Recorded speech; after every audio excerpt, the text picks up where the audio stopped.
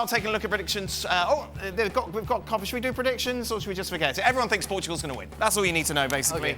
Okay. Looking ahead to the other game. Meanwhile, of course, in Copa America, we saw action last night. Canada through after a 0-0 draw against Chile. Argentina made it 3 wins out of 3. There was a change side. Lionel Messi not featuring, but getting it done in their tie. As we welcome in, Ali's with us, Herculez Gomez as well. Ali, in the end, 3 wins for Argentina. Did we learn anything from last night's victory? Yeah, they're okay without Lionel Messi for now. They're okay without Lionel Messi in a match against Peru that they just simply have no threat going forward. They don't really have much through the midfield. They can't really defend all that well. So therefore, you expect Argentina to win this sort of matches. And in the case of, let's just assume that Lionel Messi will come back. But if he didn't come back in time for the next match, the solution, I think, was made very clear by Lionel Scaloni, that Angel Di Maria would play a similar role to Lionel Messi in a different way, but a similar role in terms of the positions that he was taking. He was going to be more the playmaker, and then you would have runners in front of him. And the case yesterday was Lautaro Martinez. I anticipate that Julian Alvarez will come back into the starting lineup. The truth of the matter is that Argentina is really good, with or without Lionel Messi. Of course, they're better with Lionel Messi, but I think what they showed yesterday is that, in fact, in this tournament, they're getting better.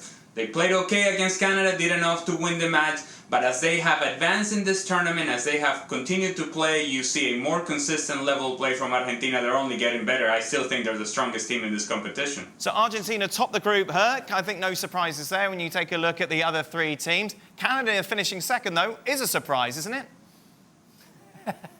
I guess you could say it's a surprise since we don't really know too much about this Canada team with Jesse Marsch. He just took over the team and he had 2 friendlies. One, he got trounced 4-0 versus the Netherlands, and the other, a very respectable 0-0 versus France. But if you know Jesse Marsch, the system he likes to employ, you know, this high press, this very physical, in-your-face, full throttle, and you know the talent pool, the players that they have, these players that are technically good, physically gifted, some of these players playing at a great level, and you match the 2 together, and you say, in this group with Peru, who Ali rightfully just explained isn't very good, they're one of the worst team, if not the worst, in all of CONMEBOL, who was relying on a 40-year-old Paulo Guerrero last night to attack or show any type of life in the final third. Never really crossed midfield. Argentina had 75% possession. You know that's Peru. You know Chile are long in the tooth. It's a team that still relies on aging superstars like Alexis Sanchez, Edu Vargas, you know, Isla, who's 36 years old, playing down the right-hand side at that right-back position. If you know this group, you would have thought maybe, just maybe, a team like Canada could be a tournament team here and get out second place, which I honestly thought they had more than enough of an opportunity.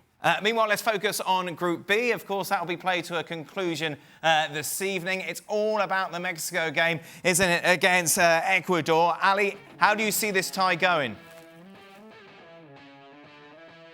Well, the truth is that Mexico has to win the match. And what we know from this version of Mexico is that they don't really trust themselves to win matches. They have difficulty seeing out results and being able to win games consistently. And so, look, Ecuador tying the game is enough. I don't think that would be the approach of Ecuador. I think the return of Ener Valencia will be important for them in the attack.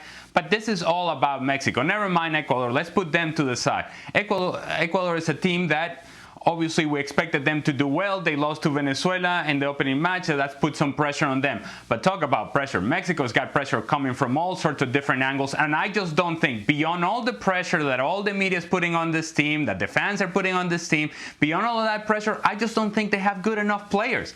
In the end, it comes down to whether you have enough talent, and this Mexican national team is short on talent. Yes, they're short on talent. They're no longer the dominant team in CONCACAF. This is a team that is going to struggle against Ecuador, is going to struggle to get out of the group.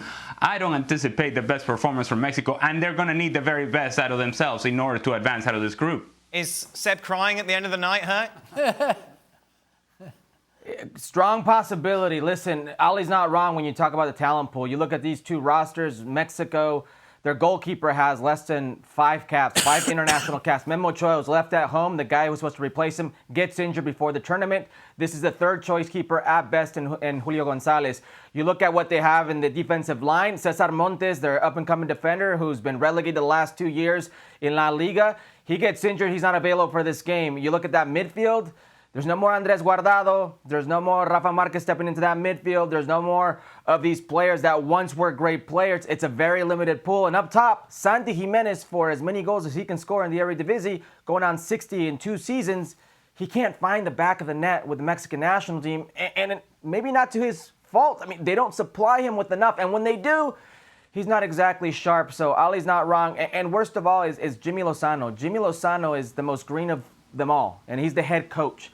He took this team to the Olympics, got a bronze medal, and they thought that was good enough to give a coach with less than 2 seasons first team experience the opportunity. And here you are, a must-win game, or they go home.